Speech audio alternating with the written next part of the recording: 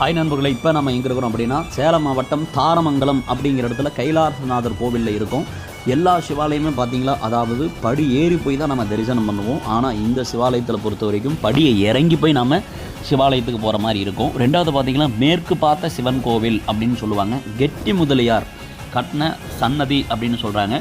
ரொம்பவும் சிற்பக்கலைக்கே பேர் போன இடம் அப்படின்னா சேலம் மாவட்டத்தில் இருக்கக்கூடிய நம்மளுடைய இந்த தாரமங்கலம் கைலாசநாதர் கோவில் தாங்க. பாருங்கள், படி இறங்கி போனால் மட்டும்தான் இந்த சிவபெருமானை நாம் தரிசனம் பண்ண முடியும்.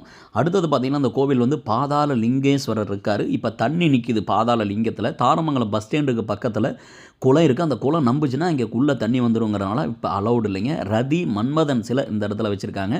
இந்த கோபுரமே பார்த்தீங்களா, ஒரு யானை வந்து அரசன் ஓட்டிக்கிட்டு போய் தேர் இழுத்துக்கிட்டு போகிற மாதிரி தான் அந்த கோபுரமே அமைஞ்சிருக்கும். மேற்கு பார்த்த வாசல். வீடியோ பிடிச்சிருந்தா ஷேர் பண்ணுங்கள், லைக் பண்ணுங்கள், சப்ஸ்கிரைபர் பண்ணுங்கள்.